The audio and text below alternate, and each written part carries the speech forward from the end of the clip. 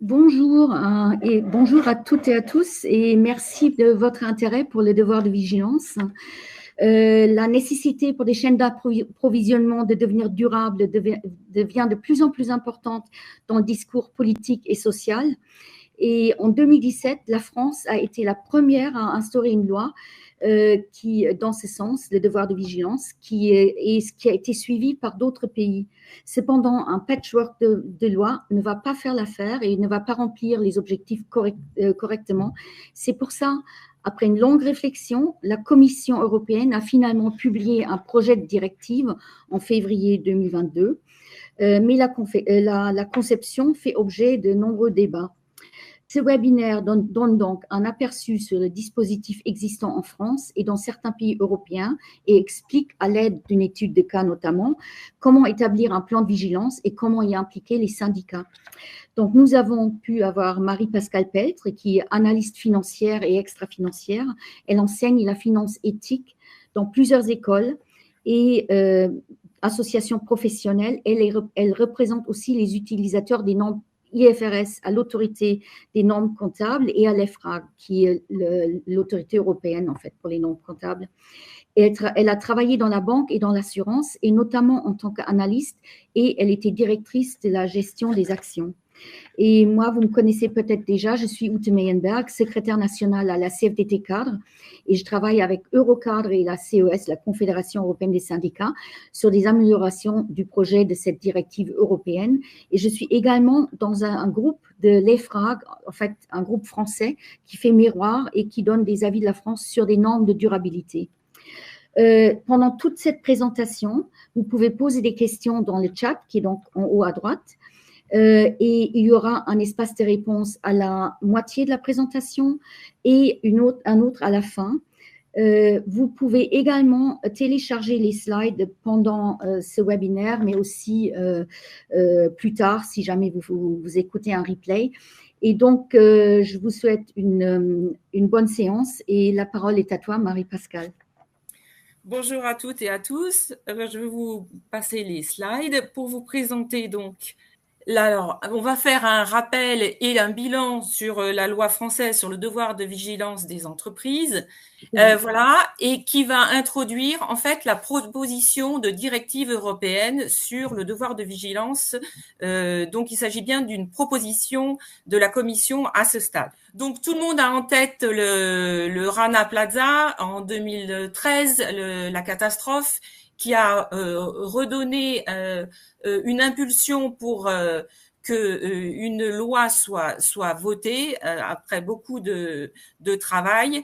Donc, bon, on va passer sur l'historique, mais c'était un combat de 4 ans de juridiction et de débat au Parlement. Alors, un rappel déjà sur ce que c'est que le devoir de vigilance ou de diligence dans les textes internationaux. Donc, un premier point, c'est la Charte internationale des droits de l'homme. C'est quoi? C'est la Déclaration universelle des droits de l'homme et les pactes internationaux relatifs aux droits civils et politiques et aux droits économiques, sociaux et culturels. Ensuite, vous avez les principes directeurs relatifs aux entreprises et aux droits de l'homme qui ont été faits par les Nations Unies sur la base du rapport Ruggie, protéger, respecter et réparer.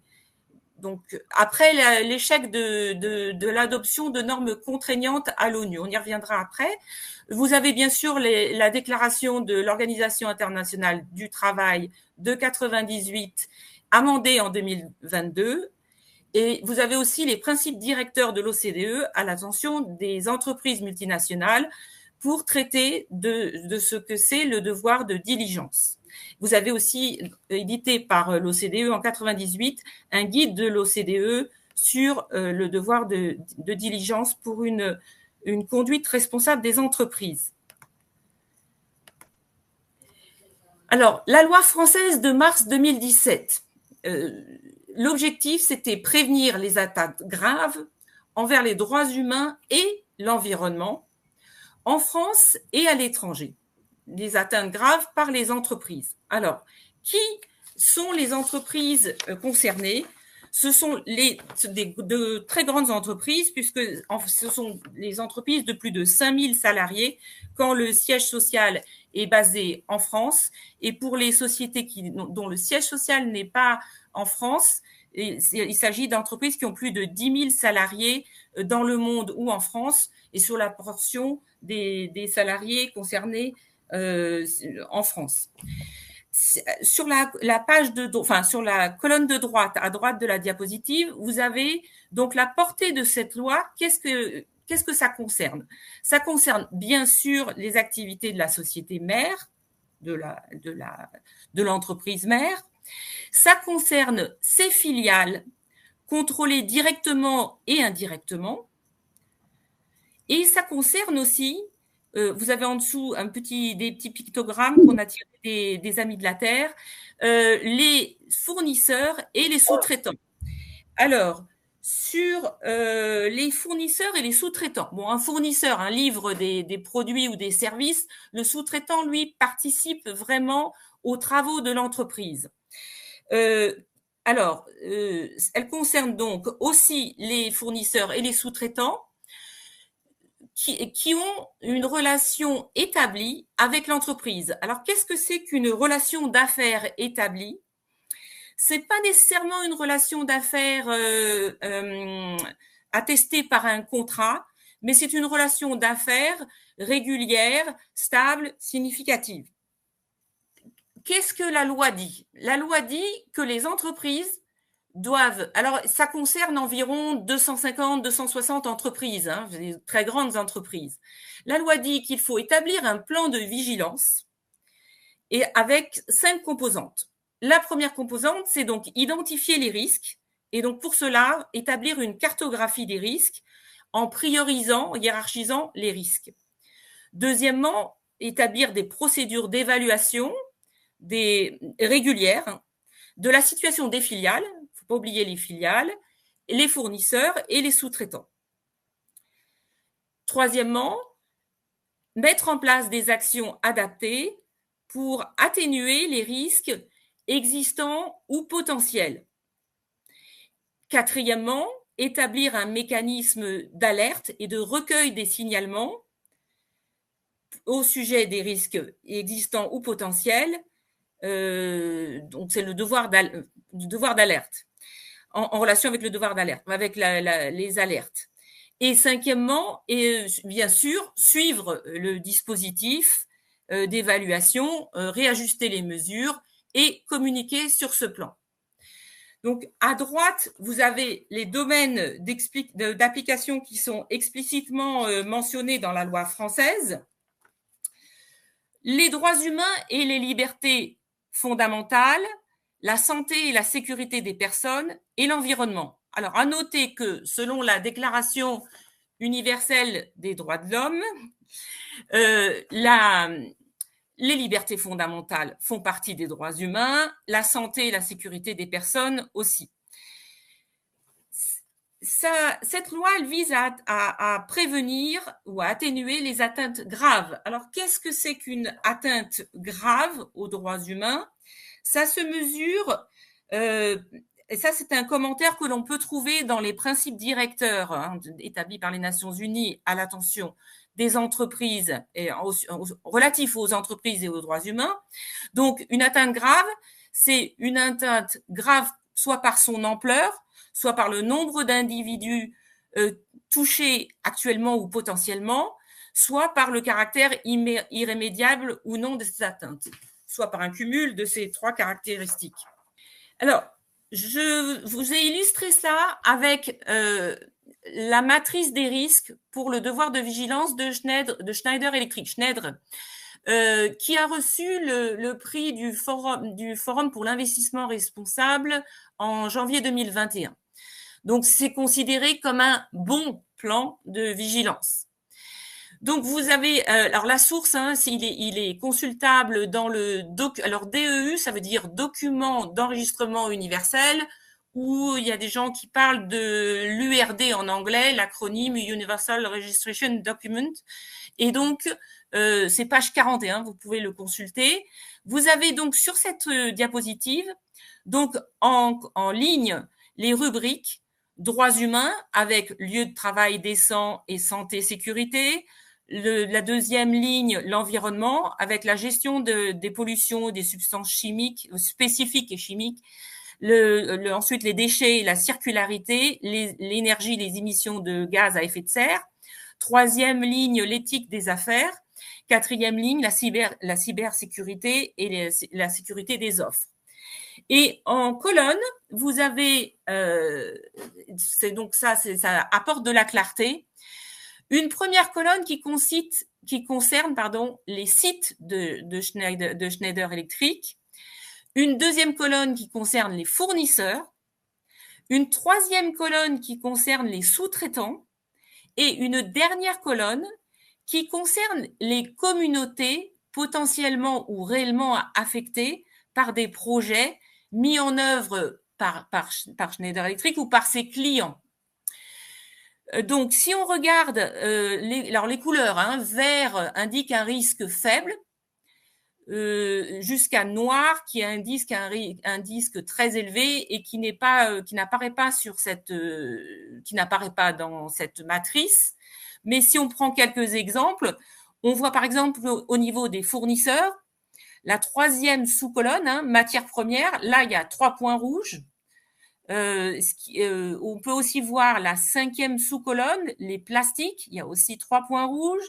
Les batteries, la colonne suivante, sous-colonne suivante, vous avez 1 point rouge. Donc, ça indique les domaines où le risque est élevé vis-à-vis des droits humains et ou de l'environnement.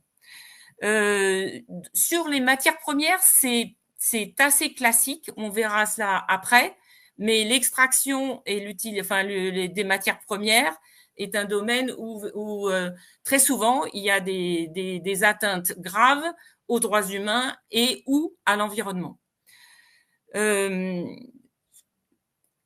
on regarde la dernière colonne, celle des communautés affectées ou potentiellement affectées, si on lit le plan de vigilance dans sa totalité, donc toujours dans les DEU, Schneider Electric reconnaît que leurs études, les études d'impact auprès des communautés sont incomplètes à approfondir. Néanmoins, on voit déjà que les risques élevés sont reconnus. Donc, autour, particulièrement, la dernière sous-colonne, autour des sites, des projets des clients. Alors, comment les sociétés et Schneider en l'occurrence traite, quel est le plan de vigilance, puisque là on a vu un résumé de la première étape qui était la cartographie des risques, qui était très intéressante. Là, je vous ai mis qu'une seule slide et il faut vraiment aller voir un plan de vigilance qui, encore une fois, est jugé comme un bon plan de vigilance. Donc, le rapport, le DEU, le document d'enregistrement universel de Schneider, à la page 115, donc 2021, c'est pris le dernier sorti, à la page 115, vous avez, et c'est pas très lisible, pourtant j'en ai extrait qu'une toute petite partie, un résumé justement des politiques mises en place pour atténuer les risques. Donc, c'est quand même ça le sujet. Et ça renvoie à plein de pages. C'est pour ça que c'est vraiment une toute petite illustration que je vous mets là. C'est pas possible de présenter leur plan dans ce cadre. Mais en ce qui concerne, par exemple, la santé, la sécurité des travailleurs, vous avez à gauche un extrait des mesures qu'ils ont prises pour justement atténuer ces risques. Bon, s'assurer que les collaborateurs sont bien formés pour la tâche à accomplir avant de l'accomplir. Les autoriser à cesser le travail en cas de danger. Bon, ça c'est normalement d'évidence. Et signaler les opportunités d'amélioration, etc. Donc, quand on lit ça, on voit que c'est pas spécialement révolutionnaire. L'intéressant, c'est de voir que ces mesures sont en place. Donc, la lecture de ce plan est moyennement intéressante, mais apporte tout de même des informations sur Par exemple, si on regarde donc un extrait de ce que je vous ai mis à l'écran et qui concerne que les sites de Schneider Electric. Donc, a priori, pas ceux qui sont les plus dangereux ou les plus exposés aux risques pour les droits humains et l'environnement. Je ne sais pas si vous vous souvenez dans la diapo précédente, il y avait plutôt du vert dans la colonne des sites de Schneider et on avait regardé plutôt les fournisseurs, les sous-traitants ou les communautés pour voir où étaient les risques plutôt élevés. Donc, si par exemple, on regarde dans ce qui est à l'écran dans la ligne environnement-pollution, bon, par exemple, une action pour prévenir, c'est faire certifier ces sites avec conformément aux normes ISO. C'est un exemple. Voilà, les audits. Alors, les audits, ça peut s'appliquer non seulement à soi-même et à ses filiales, mais aussi aux sous-traitants, dans une certaine mesure, ou aux fournisseurs. Donc, là-dessus, on peut avoir quelques informations intéressantes. Je vous ai mis quelques diapositives en suivant sur la chaîne de valeur et un cas justement sur cette chaîne de valeur et les atteintes aux droits humains. Donc ça, c'est juste pour vous montrer au niveau des chaînes de valeur mondiales, puisque en fait, on a vu que ça concerne cette loi française, les grandes entreprises, très grandes entreprises même, et en ce qui concerne les salariés, donc directement dans ces entreprises, ils ne représentent en fait que 6% de la main-d'œuvre. 94% de la main-d'œuvre utilisée par les grandes entreprises, par le biais des sous-traitants, par le biais des fournisseurs, c'est de la main-d'œuvre indirecte. Donc, et vous voyez ici quelques noms par zone géographique. Une autre diapositive sur la notion de travail décent, de salaire décent. Alors, l'OIT a une définition. Il y a des associations dans grandes entreprises qui ont fait aussi des définitions que vous pouvez voir à l'écran sur, par exemple, le salaire décent. Bon, je vous laisse les lire, mais en fait, c'est ce concept de dire salaire décent ou niveau de vie décent. Ça, c'est un article de la Déclaration universelle des droits de l'homme de 1948, pardon. C'est l'article 25 de cette déclaration, donc qui dit déjà que normalement, toute personne a droit à un niveau de vie décent qui lui permet justement de subsister aux besoins de nourriture, eau, logement, éducation, soins de la santé, etc. Et puis, je vous ai mis en dessous quelques sources d'informations pour retrouver des conventions, des salaires minimaux au niveau mondial, etc. Sur la diapositive suivante.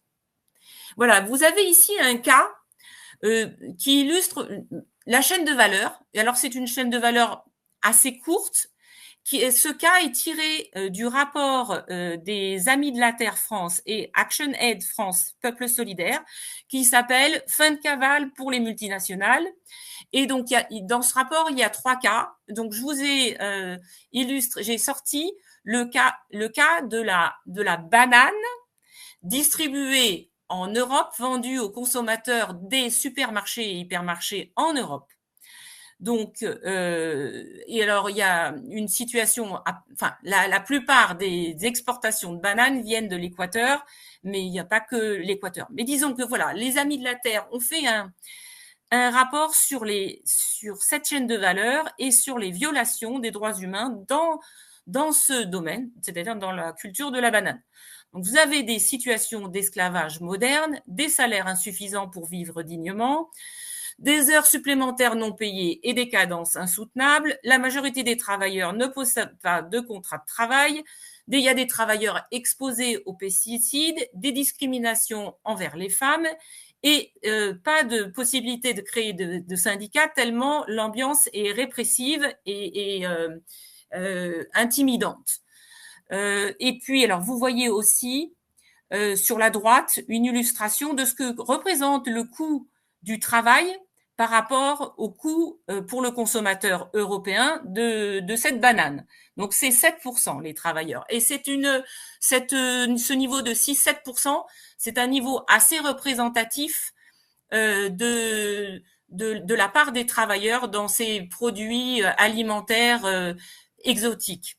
Bon, il y a quelques marques qui font du commerce équitable, mais disons que le gros, voilà, c'est 7%. Alors, un point intéressant ici sur le devoir de... C'est parfois difficile à mettre en place, hein, on peut pas le nier. Pourquoi? Il y a un modèle d'activité des multinationales qui fait que les chaînes de valeur mondiales, c'est-à-dire le fournisseur de rang 1, votre premier fournisseur, lui-même fait appel à un autre fournisseur, c'est le fournisseur de rang 2, qui lui-même fait appel, etc. Et donc, les chaînes de valeur sont de plus en plus longues. Il y a une étude de l'OCDE qui en atteste. Et donc sont éclatés aussi. De plus en plus, les fournisseurs peuvent être répartis dans le monde entier. Il peut y avoir plusieurs fournisseurs pour un même composant. Il y a un manque de traçabilité. Parfois, il y a une hyper-spécialisation qui, là, conduit à un oligopole de fournisseurs, donc, qui réduit la possibilité de choix. Et puis, il y a aussi les pays où sont basés ces fournisseurs qui, parfois, souvent, ne défendent pas les droits humains, le droit syndical ou autre. Donc là, l'exemple de la banane, c'est pas un exemple où la chaîne de valeur est très longue, parce qu'il n'y a pas énormément d'intermédiaires, mais c'est quand même un domaine où il y a beaucoup de violations des droits humains et d'atteintes à l'environnement. Alors, la loi française de mars 2017 permet d'assigner en justice les sociétés qui n'auraient pas...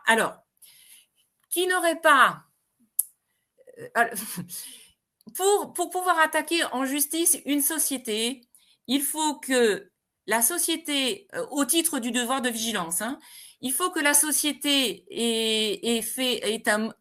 y ait un manquement dans l'établissement du devoir de vigilance, qu'il y ait un préjudice, donc des victimes, et un lien de causalité direct entre les deux.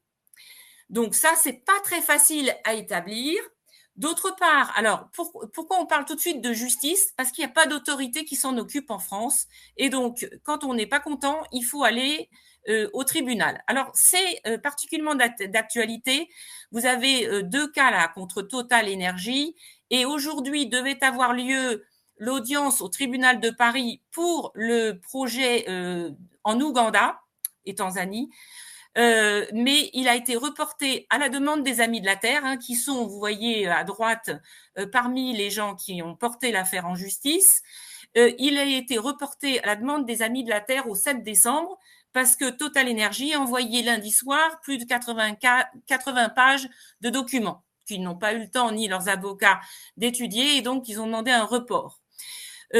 Parallèlement, toujours au sujet de Total, mais c'est une question de Total Énergie, il y a eu aussi des débats, donc ça a été très long, ces histoires, ces procès, sur la compétence du tribunal adéquat. Fallait-il saisir un tribunal judiciaire ou au contraire, était-ce un tribunal de commerce qui devait traiter le sujet, avec le risque que si c'était une chambre, un tribunal de commerce, les juges soient moins versés ou moins intéressés par la question des droits humains et plus par les affaires.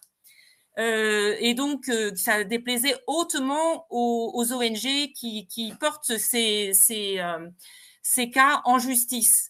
Alors, ça a été définitivement tranché. C'est maintenant de la compétence du tribunal judiciaire. Donc ça la satisfaction des ONG. Je signale juste en bas, là, Groupe Rocher, à propos de leur filiale turque, et c'est pour non-respect du droit syndical et des droits fondamentaux des travailleurs dans cette filiale turque du Groupe Rocher. À suivre, ou peut-être avez-vous des informations sur le sujet. Alors, on voit aussi que, bon, vous avez vu les noms, les Amis de la Terre, Sherpa, des avocats qui ont l'habitude des actions en justice. Vous avez aussi la FIDH là, enfin certains et des syndicats aussi parfois. Ici, je vous ai fait un résumé qui est la planche complète est en annexe, mais comme c'est un peu lourd, vous pourrez la lire. Je l'ai laissé en annexe. Là, j'ai fait un résumé du rapport. Donc, c'est en fait une évaluation par 2 députés de l'Assemblée nationale, une évaluation faite en février, donc sur cette loi de 2017. Et en fait, ça, c'est à la fois un bilan et en même temps des recommandations qui, vous vous en doutez, servent de recommandations ou en tout cas expriment les souhaits de ces députés vis-à-vis de la directive européenne en préparation, puisqu'il n'est pas tellement question de refaire une loi française, mais plutôt de voir maintenant passer à l'étape suivante qui sera celle de la directive européenne sur le devoir de vigilance. Donc, il était recommandé d'avoir un champ plus large. On a vu que c'était et que les formes juridiques, les seuils soient abaissés. On a vu que 5 000, c'est quand même pour les très grosses entreprises. D'ajouter un critère lié au chiffre d'affaires, etc. Des formes juridiques plus nombreuses.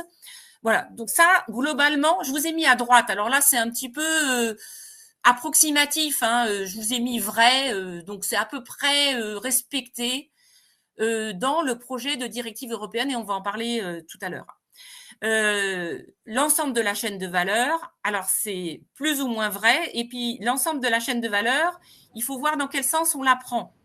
Est-ce que c'est tous les fournisseurs avec lesquels vous avez, bien sûr, vos filiales, parce que j'ai oublié de préciser dans la slide précédente, on parle beaucoup des fournisseurs et des sous-traitants, mais la plupart des cas qui sont portés en justice en ce moment concernent vraiment les sociétés elles-mêmes et leurs filiales. C'est pas tellement leurs sous-traitants, ni leurs fournisseurs, c'est plutôt elles-mêmes. Donc, l'ensemble de la chaîne de valeur, on peut voir ça de plusieurs points de vue. Soit c'est vraiment tous vos fournisseurs avec lesquels vous avez et sous-traitants avec lesquels vous avez une relation d'affaires établie. Soit vous remontez, comme je l'ai dit, quand on parle des chaînes de valeur, au rang 1, 2, 3, 4, etc.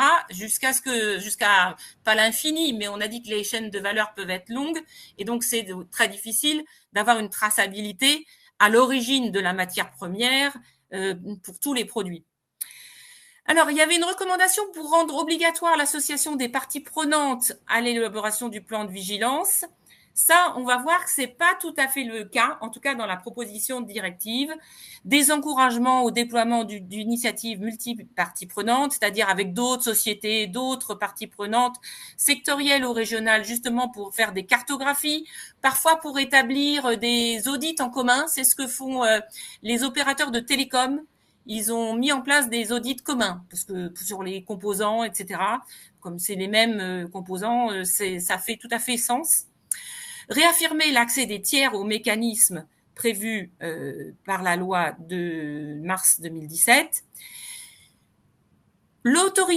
Établir une autorité administrative. Je vous ai dit que là, personne s'en occupait en France et donc il fallait aller en justice pour obtenir satisfaction si l'entreprise ne faisait rien. Et effectivement, là, il est prévu qu'il y ait une autorité administrative pour chaque pays qui soit coordonnée au niveau européen. Et donc une autorité qui va accompagner les entreprises, les parties prenantes concernées et contrôler le respect des obligations. Et ensuite, une des recommandations, c'était une réglementation générale avec des réglementations sectorielles aux obligations de vigilance renforcées. Alors ça, c'est plus ou moins vrai, on va en discuter. Et enfin, il y avait une dernière recommandation pour un plaidoyer en faveur d'un traité international ou un accord juridiquement contraignant qui prévoirait l'instauration d'obligations de vigilance au niveau mondial. Donc là, ça fait un renvoi sur ce que j'avais dit, que la négociation à l'ONU avait échoué et à partir de là, on avait établi les principes directeurs relatifs aux entreprises et aux droits humains sur la base d'un rapport de John Ruggie. Bon, voilà, c'est pas tellement l'objet de la directive européenne, mais ça fait partie toujours de l'idée des entreprises européennes d'étendre ce cadre au monde entier pour plusieurs raisons. Les entreprises, elles souhaiteraient. On va voir ça, on va voir pour les raisons, mais vous pouvez vous en douter. On va passer aux questions. Là, on a quelques questions. D'accord. Donc, il y en a une, en fait, sur laquelle tu as déjà répondu, c'était sur la jurisprudence. Et une autre qui dit la loi parle des fournisseurs ayant un lien commercial. Comment on responsabilise les donneurs d'ordre vis-à-vis d'un rang 7 c'est un peu, tu l'as évoqué sur le dernier slide, en fait, pour les recommandations. Peut-être tu peux juste approfondir un tout petit peu.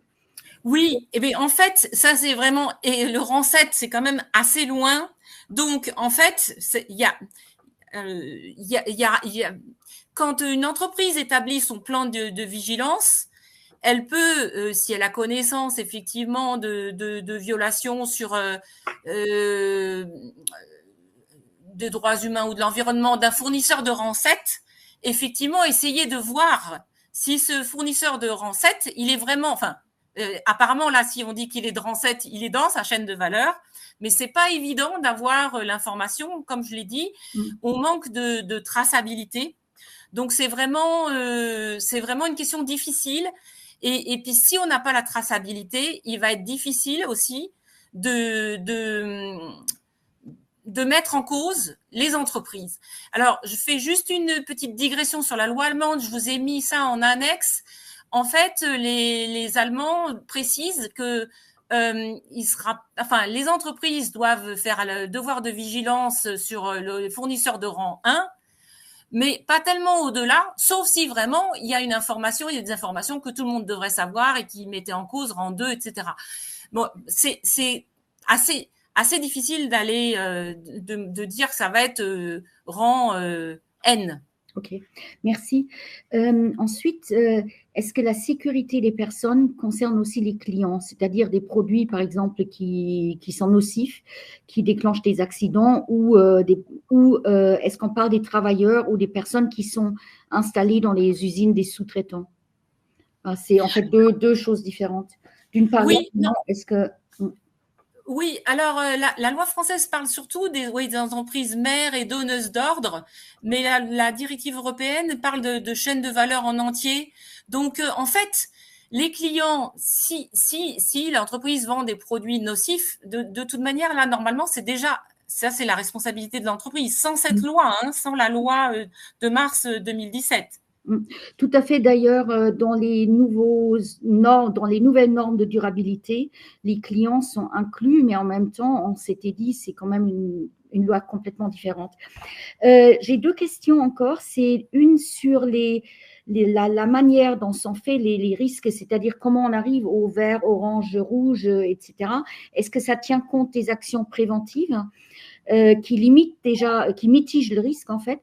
Et une autre, c'est de dire qui peut avoir accès au plan de vigilance. Est-ce que tous les salariés peuvent avoir accès? Bon, c'est une question assez simple, je crois. Oui, alors, l'accès, en fait, ça, c'est publié pour Schneider, c'est une entreprise cotée en bourse, et le plan de vigilance, il doit être dans le rapport annuel. Donc, tout le monde y a accès. C'est pour ça que je vous ai dit, vous pouvez le consulter, il y a la page, etc.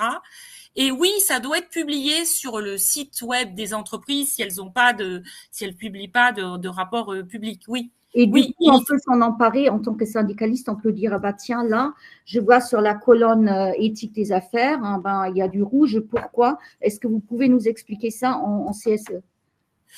Oui, tout le monde, pas seulement les syndicats, tout le monde peut voir ça et poser des… Oui, tout à fait, tout à fait. Alors, après, je parlerai un peu des syndicats, mais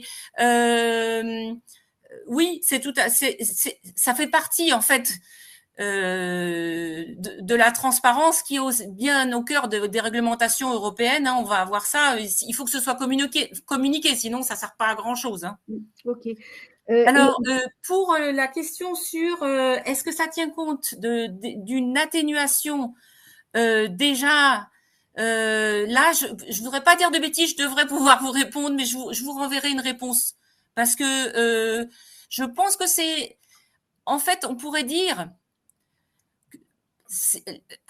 une matrice des risques telle que celle que Schneider a faite. Hein.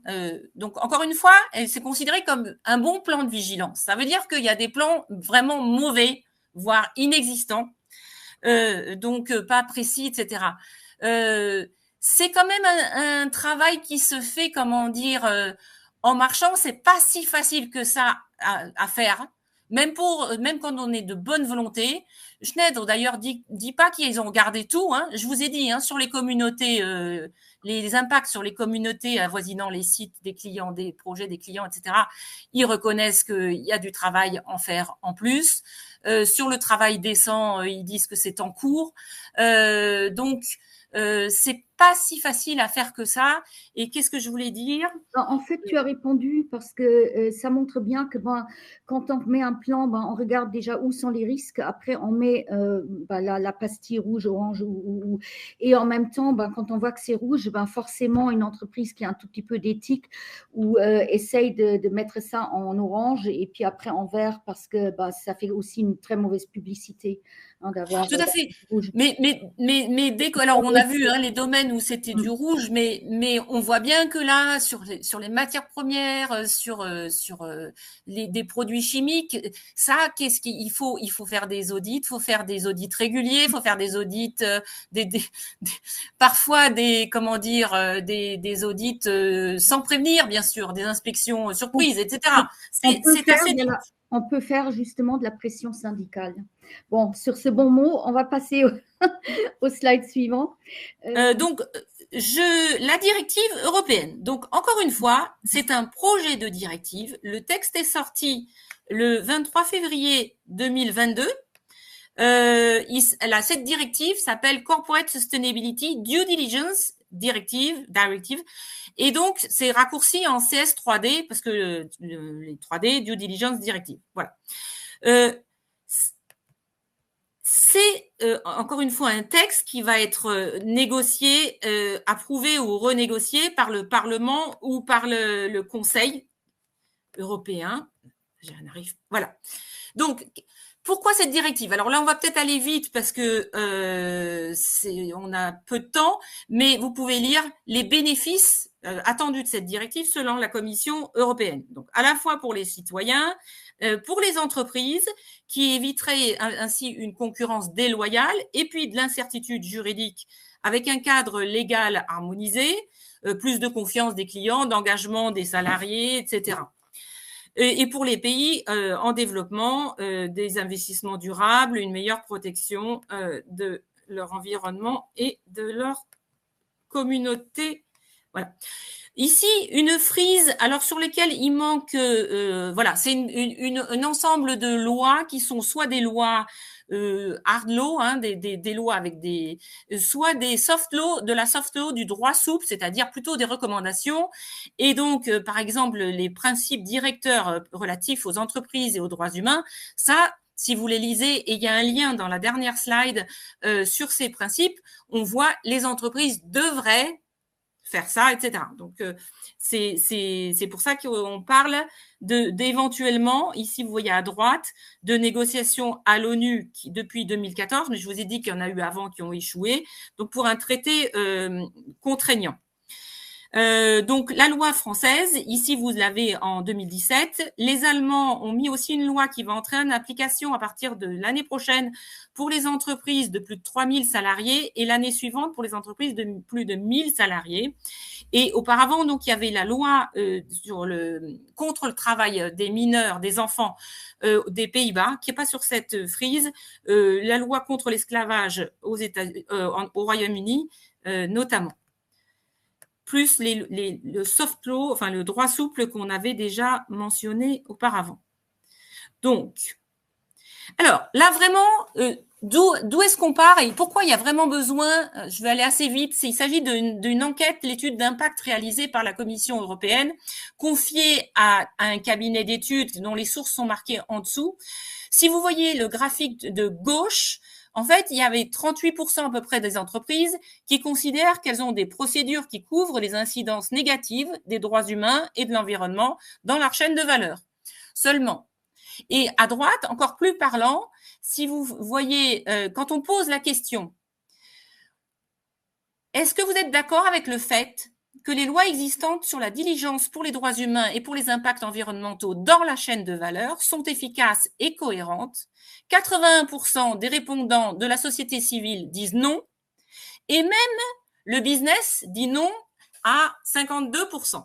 Donc, il y a besoin effectivement d'une réglementation plus claire. Alors, là, le calendrier, donc ça a pris du retard, lobbying, plus avis négatifs sur les études d'impact qui ont été corrigées. Donc, c'est pas pour tout de suite, mais c'est, disons, 2025-2026. Qui ça concerne? Alors, les grandes entreprises, une grande entreprise dans la définition de l'Union européenne, c'est plus de c'est deux des trois seuils. Plus de 250 salariés, plus de 20 millions d'euros de total de bilan ou plus de 40 millions d'euros de chiffre d'affaires. Donc, les grandes sociétés de l'Union européenne, environ 9400 sociétés de plus de 500 employés et de plus de 150 millions d'euros de chiffre d'affaires. Bon, vous avez une espèce de récapitulatif dans le tableau à gauche. Et aussi des sociétés plus petites, mais toujours considérées comme assez grandes, et même grandes, considérées comme grandes, puisqu'elles ont plus de 250 équivalents temps plein et 40 millions de chiffre d'affaires, si elles opèrent pour au moins 50% de leur chiffre d'affaires dans des secteurs à haut impact. Ça veut dire quoi? À haut risque. Le textile, l'agriculture dont on a parlé et le secteur extractif, mais pas la finance, tandis que l'OCDE considère ce secteur comme un secteur à haut risque. Et autre chose qui satisfait les entreprises européennes, c'est que ça va concerner aussi les grandes sociétés hors Union européenne. Je vous laisse lire les critères en dessous. Alors, qu'est-ce qu'il faudra faire? Bon, alors, il faudra faire les 6 étapes de la due diligence. Donc, ça ressemble furieusement au plan de vigilance de la loi française, évidemment. Intégrer le devoir de vigilance dans les politiques et les systèmes de management. Donc là, ça fait aussi le lien avec la gouvernance. C'est aussi pour ça que ça s'appelle Corporate Sustainability Due Diligence Directive. Donc, ça imbrique les obligations de gouvernance. Deuxièmement, identifier les impacts et évaluer les impacts négatifs réels potentiels, prévenir, faire cesser, atténuer les impacts négatifs présents et potentiels, établir un mécanisme d'alerte et de plainte, mesurer, évaluer l'efficience des mesures et communiquer. Alors, la directive elle-même n'est pas très longue, il y a 60aine de pages. Donc, quelles sont? Alors là, ça peut concerner les obligations des sociétés et des administrateurs, y compris les administrateurs représentant les salariés, puisque ça concerne les administrateurs. Donc, bon, les politiques des sociétés, il faudra faire une description de l'approche de la due diligence, y compris à long terme, et établir un code de conduite pour les employés, pour les filiales. Y compris donc les administrateurs salariés. Donc, ils devront tenir compte des droits humains, du changement climatique et des impacts environnementaux. Et s'ils ne le font pas, les sanctions qui sont appliquées par les États membres quand il y a des manquements des administrateurs dans la gestion de la société seront aussi sanctionnées quand il s'agira de manquements dans la prise en compte des enjeux de durabilité. Bon, ça, c'était déjà acté au niveau français dans la loi Pacte de 2019. L'article 1833 du Code civil dit que la société est gérée dans son intérêt social, mais en prenant en compte les enjeux de droits humains et environnementaux de ses activités. Donc, c'était déjà... enfin voilà, ça doit déjà être pris en compte au niveau de toutes les sociétés en France. Et les sanctions qui sont prévues, enfin indiquées, c'est tout à fait vague pour le moment, mais doivent être effectives, proportionnées, dissuasives, publiques et basées sur le chiffre d'affaires en cas de sanctions pécuniaires, avec aussi une absence de soutien public pour non-respect de la directive si on a été sanctionné pour ceci. Alors, je rappelle que c'est une directive et que ce sera transposé dans les droits nationaux par les États. Donc, il peut y avoir des différences d'un État à un autre. contrairement à un règlement où au moins il y a une base qui n'est pas, comment dire, enfin c'est à peu près la même chose partout. Les alertes ça, et les plaintes. Bon, je vais aller assez vite, mais les alertes pourront être déposées par les victimes, par des syndicats ou d'autres représentants des travailleurs dans la chaîne de valeur ou des organisations de la société civile. La responsabilité civile des entreprises, toujours pareil qu'en France, il faudra que les plaignants établissent la preuve que le dommage est lié au non-respect du devoir de vigilance, contrairement aux souhaits du Parlement européen. Voilà. Je vais passer sur l'article 15 qui concerne le changement climatique et uniquement les grandes entreprises. Et en fait, on en parle uniquement à cet endroit-là. Et il y a beaucoup moins d'obligations sur le changement climatique que sur les autres aspects de l'environnement ou des droits humains. Et dernier point, donc il y aura des autorités administratives au niveau national, coordonnées au niveau européen, une possibilité de révision de la directive au plus tard 7 ans après son entrée en vigueur et avec un possible abaissement des seuils, donc concernant plus d'entreprises, une extension des activités à haut impact, notamment la finance, bon, pour le climat, une extension des articles 4 et à 14. Alors, je voudrais passer rapidement. Voilà, ici, c'est un résumé et je vous ai j'ai mis toutes les. En annexe, vous avez les slides complètes sur. Alors, là, la Confédération européenne des syndicats, c'est Ute. Donc, voilà. Tu veux la commenter ou je la passe rapidement en revue? Enfin. En fait, c'est vrai qu'elle n'a pas fait beaucoup d'heureux, cette directive. Effectivement, les syndicats sont aussi pleins. Non, passe rapidement tout en revue et puis on va après avec les questions. Ok, bon, voilà. Donc, bon, il y a des remarques qui sont assez évidentes. Hein. Les droits humains incluent le droit des travailleurs. Ben oui, hein, c'est dans la DUDH, enfin, Déclaration universelle des droits de l'homme.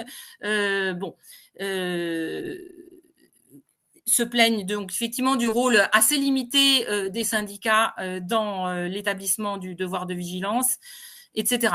La FIDH, donc la Fédération internationale pour les droits humains, dit dans le texte complet extrait que vous pouvez lire en annexe, retirer les régimes d'exception. Alors, je pense qu'il parle de régime d'exception il considère que les entreprises qui ont 250 employés et plus de 40 millions de chiffre d'affaires dans des secteurs à haut impact, elles sont concernées par cette directive, elles y sont soumises, mais on leur demande de reporter seulement et de traiter les risques sévères.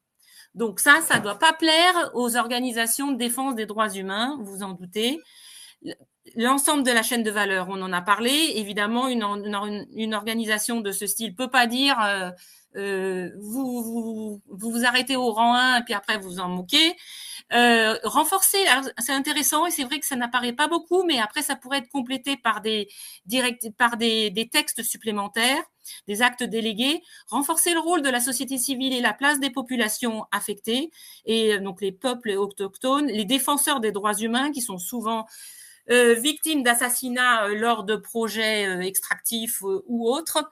Il faut une réelle vigilance et pas que du papier avec des clauses contractuelles et une fois qu'elles sont signées, on vérifie rien. Donc une vraie vigilance de la part des entreprises, un meilleur accès à la justice et le renversement de la charge de la preuve, une vigilance renforcée dans les zones de conflit et à haut risque, et envisager un désengagement, c'est-à-dire sortir du pays quand on ne peut pas faire autrement, responsable. BankTrack, qui est une coordination c'est une ONG qui surveille les banques en fait, participe à une campagne avec des organisations de la société civile et des syndicats sur justement ce thème, la justice et l'affaire de tous, de toutes. Ils ont une remarque sur les crédits bancaires en cours, effectivement dans le texte, et c'est dans la slide en annexe. Les banques ont obligation de regarder le client à l'entrée avant de donner le crédit, mais après, même s'il y a des violations des droits humains ou de l'environnement, c'est beaucoup moins clair, c'est même presque facultatif. L'accès à la justice difficile. On trouve que le point de vue des entreprises est privilégié au détriment de celui des citoyens. Merci. Bon, alors un mot sur l'ONU, on en a parlé vaguement. Si vous cliquez sur le lien sur le principe directeur, vous avez le texte qui est assez intéressant. Et puis si vous cliquez sur le lien en dessous, vous avez la gouvernance d'entreprise durable, les discussions de la Commission européenne. Donc c'est assez intéressant aussi. Et le graphique, je voudrais juste commenter le graphique en dessous. C'est l'évolution des priorités des organisations d'approvisionnement, hein, donc c'est le business, entre 2019 et 2021. Et peut-être que ça donne un espoir, entre guillemets, dans le sens où si on regarde la première colonne, entre 2000, qui est l'impact, la priorité, ce serait réduire les coûts. Ça a beaucoup baissé, c'est le premier groupe les premières colonnes. Et la dernière colonne, c'est la résilience de l'approvisionnement de la chaîne de valeur, qui n'apparaissait pas avant l'histoire de Covid et de rupture, etc., mais qui apparaît en force en 2021. Et au milieu, le respect, la conformité aux réglementations, ça monte légèrement à 68%. Je crois que... Oui, et dernière slide qui est une conclusion. C'est vraiment la dernière, voilà. Donc, c'est quelques pistes c'est une conclusion, une piste de réflexion. Alors, je vais en sauter quelques-unes. On a déjà dit que c'était difficile parfois de mettre ça en place. J'ai pas mis le point de vue des organisations patronales ou associées représentants d'entreprises, mais la FEP dit que même 3 ans pour mettre en place la traçabilité de la chaîne de valeur qui est demandée dans l'autre directive qui va arriver plus vite, corporate CSRD, ce sera pas assez même pour les grandes entreprises. Donc bon. Parfois, donc, il y aurait besoin de réviser le modèle d'activité en relocalisant, etc. Je laisse tomber là les points du milieu et juste alors l'attention, les investisseurs qui eux-mêmes doivent faire du reporting et s'intéressent aussi à l'investissement responsable, etc. Et qui ont des obligations de plus en plus fortes, s'intéressent à cette question. Hein. Il y a le FIR, le Forum de l'investissement responsable, a posé plein de questions sur le travail décent en 2021-2022. Et enfin, les normes de durabilité évoquées par Ute. Attention, elles sont en cours d'adoption et ça pourrait aider, comme ça pourrait ne pas être suffisamment détaillé. J'ai fini. J'ai pas laissé beaucoup de temps pour les questions, excusez-moi. Non, mais on peut dépasser un peu. En tout cas, merci beaucoup. Et puis, effectivement, le FIR, la CFDT en fait partie. Ça fait une des questions qui dit comment les acteurs sont liés. Notamment donc pour l'épargne salariale, là on a une possibilité d'action en orientant l'épargne dans ce sens. On a déjà des webinaires sur ce sujet actuellement qui reprennent un peu la transition écologique. Donc ça en fait partie. Et puis les normes de durabilité, oui, elles vont sortir, on va donner des précisions. J'ai 2 questions, en fait, ou 3 plutôt, qui sont un peu communes. C'est finalement quand même l'application de la loi n'est pas si claire que ça. Non. Donc, voilà. D'une part, alors j'en ai 3 là. La maison mère étrangère est-elle soumise à ses obligations et chaque filiale également? Attends. Oui. Après, est-ce que l'acheteur public, dans le cadre d'une commande publique, est soumis à cette obligation de vigilance pour les fournisseurs? Il me semble que oui, mais on ne peut pas acheter n'importe quoi à n'importe qui, il me semble, mais je te laisse répondre si tu as la réponse. Parce qu'effectivement, le secteur public est toujours un peu différent. Les lois ne s'appliquent pas forcément. Et attends, le dernier, pouvez-vous me rappeler qui est soumis à ce devoir de vigilance? Toutes les entreprises ou seulement certaines? Là, c'est la taille, etc. En particulier, est-ce que ça concerne des entités très impliquées dans le partenariat? Donc ça, c'est peut-être une question qui concerne aussi les universités. Alors, voilà. Alors, la loi française, c'est les entreprises, c'est les sociétés mères et donneuses d'ordre. Donc, c'est les entreprises. Après, un acheteur public, ça dépend qui c'est. Hein. Si on considère que EDF, c'est une entreprise publique, ça va le devenir de plus en plus même. Ça, oui, elle est soumise au devoir de vigilance. Pour les sociétés étrangères, alors c'est vrai que c'est un peu... Alors, si le siège social est hors de la France, on parle de la France là, hein, pour l'instant. À moins que la question portait sur la proposition de directive européenne, parce que comme je l'ai dit, elles seront impactées aussi, hein, les sociétés hors Union européenne. Donc, réponds pour la France et après pour l'étranger, effectivement, il y a la volonté de l'Union européenne de mettre en place la transfrontalière, je vais pas y arriver, mais parce que les États-Unis l'appliquent tout le temps et nous, on essaye de faire pareil. Voilà. Donc, mais pour l'Europe, il n'y a pas que les États-Unis, enfin hors UE, hein, c'est aussi les sociétés chinoises, japonaises, indiennes et autres. Bon. Donc, sur une société dont le siège social est hors de France, donc on a dit c'est 10 000 salariés en France et dans le monde, mais le devoir de vigilance s'applique en fait à la portion française, si je puis dire, la filiale française et ses sous-filiales, si elle-même elle a des filiales contrôlées directement ou indirectement. Donc là, il faut faut appliquer ce devoir de vigilance au niveau de cette filiale française, mère, enfin parente, oui, mère qui contrôle les autres en dessous, mais que à ce niveau-là. On n'est pas la société mère américaine ou japonaise n'est pas obligé du tout de faire d'appliquer ce devoir de vigilance. Et dans la proposition de directive européenne, il est bien dit, hein, c'est une des slides qui le montre, hein, ça parle bien des sociétés hors Union européenne, et ça satisfait beaucoup. Non seulement les citoyens, hein, bien sûr, parce que c'est bien que les entreprises européennes respectent les droits humains, mais ce serait bien aussi que tout le monde le fasse, comme normalement c'est leur obligation, hein, dans les principes directeurs et puis les déclarations, la Déclaration universelle des droits de l'homme. Normalement, toutes les entreprises doivent appliquer respecter ces droits de l'homme. Mais bon, donc oui, les entreprises étrangères hors UE seront soumises à ce devoir de vigilance. Avec des seuils, hein, qui concernent juste les chiffres d'affaires et non pas le nombre de salariés, parce que c'est un peu compliqué à calculer. Voilà. Ensuite, c'est une question concernant les droits humains, en fait.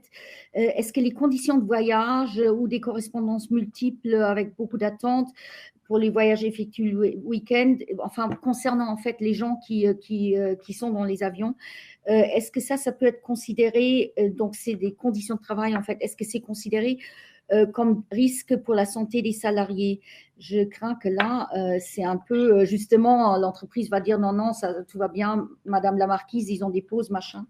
Et alors moi, j'allais dire, vous avez sûrement plus de spécialistes à la CFDT sur ces sujets que moi. Par contre, je peux vous dire quand même que dans certains cas, même si on peut dire, mais enfin, un cas ancien au Japon, hein, où on se plaint pas beaucoup, mais enfin, il y a quand même une veuve d'un salarié d'une grande Shosha qui a fait un procès, donc c'est rarissime, c'est très mal vu, mais elle a gagné. Alors il y a longtemps, hein, mais donc ça veut dire que ça se fait parce que son mari était envoyé, je sais plus, 51 week-ends sur 52, quoi. Enfin, 50 toutes les semaines de l'année à l'étranger en voyage tout le temps, et il est mort de karoshi, hein, d'exténuation, donc d'exténuement. Enfin, bref, il est mort de cela, et donc bon. Elle a gagné, mais donc dans ce genre de, oui, ça peut s'envisager, mais encore une fois, ça c'est plutôt à voir avec des avocats. Alors après, au sujet des universitaires, est-ce qu'ils sont soumis ou pas? Il y a une question, enfin la personne souhaite reprécise, je crois que c'est un peu compliqué, je crains qu'ils ne sont pas soumis. Hein, ben, en tout cas pas par les deux textes dont on parle. C'est pas une société. Non, pas par les deux textes dont on parle. Et l'Union européenne précise bien, enfin, il y a un certain nombre, c'est les sociétés à capitaux, à responsabilité limitée, et voilà. Et après, alors, les points bloquants qui freinent la délibération parlementaire européenne, alors, si je peux me permettre, c'est souvent les employeurs quand même. En fait, on vous a montré les critiques des plutôt ONG et syndicats, mais les entreprises freinent des cas de fer. Et je l'ai vu dans les négociations qu'on a eues pour faire des commentaires pour ce dont on a parlé un petit peu, c'est des devoirs de reporting, en fait, qui sont uniquement du reporting. C'est même pas une obligation de moyens ou de résultats, c'est uniquement dire ce qu'il y a. Et là, cette directive-là, elle entre déjà dans les points de reporting. Et en fait, le MEDEF, il était complètement opposé. Ils ont très, très peur de ça. C'est ça le point bloquant. Les entreprises, depuis le début, ils ont freiné, etc. Mais je te laisse conclure. Est-ce qu'il y a encore une... On peut ajouter justement sur la position des grandes entreprises en France, mais et le MEDEF avec, donc la FEB MEDEF, et ils disent déjà que, donc on a parlé des normes de durabilité dont tu parlais, qui évoquent alors en social les salariés de l'entreprise, les salariés de la chaîne de valeur, les communautés, c'est la troisième norme, et les clients et les utilisateurs finaux. Mais la FEB dit il faut pas préempter la directive sur le devoir de vigilance européen. Mais d'un autre côté, si les normes ne sont pas établies, on n'aura pas de truc clair. Donc, ces normes, les projets sont sortis et il y a eu une consultation publique jusqu'au mois d'août. Et là, elles vont être adoptées. L'EFRAG est en train d'examiner les réponses à la consultation publique et traite les sujets. Donc, il risque d'avoir des modifications pour fin octobre, début novembre. Ça, c'est pour les reporting. Pour la directive, en fait, là aussi, on voit les résistances énormes. C'est que comment dire, la timeline, en fait, pour que ça entre en vigueur, c'est beaucoup plus lâche, en fait. Ça va pas être avant 2024. Même les débats parlementaires n'ont pas encore vraiment commencé. Donc, ont tout juste commencé. Donc, et ça, je pense qu'ils vont faire traîner ça en longueur. Par contre, Ute, sur la CSRD, le planning, normalement, il est quand même établi, même si les entreprises râlent que les normes sont récentes, blabla. On va pas ils partent. On va pas les mélanger toutes. Oui, sur la CSRD, c'est parti. Donc, il y aura bientôt des devoirs, des reporting d'ici fin 2024 pour les grandes entreprises qui le font déjà. Il y aura beaucoup plus de choses qui seront publiques, mais cette directive dont on parle, je pense que ça va, on pense que ça va quand même traîner. Il me reste à vous remercier. Merci beaucoup, Marie-Pascale. C'est extrêmement pointu. J'espère que pas trop, mais certaines personnes sont très, très, très, très impliquées. Il y a peut-être une question, j'ai pas trop répondu sur les relations avec les syndicats, mais là, je pense que là, c'est vraiment au cas par cas aussi avec qui on s'allie. On l'a vu par rapport aux cas qui sont dans le domaine judiciaire, justement. On n'a pas vu de syndicats, en fait, à part les syndicats turcs. D'après ce que j'ai vu. Mais nous, par exemple, à la CFDT, on a des alliances par rapport au pacte de pouvoir vivre. On a des alliances aussi avec la maison des lanceurs d'alerte, par exemple. Enfin, il y a des liens comme ça. Mais pour un cas précis en entreprise, je pense qu'il va falloir l'établir. Donc, oui, il y a un cas, il faut regarder la slide. Il y a un cas avec, il y a un nom de syndicat, ça paraît pas très grand, mais ça apparaît pas très nettement, mais on peut le voir. Je tâcherai de vous peut-être envoyer une précision là-dessus. Et puis sur la question sur l'atténuation des risques, là, le plan de vigilance, la matrice.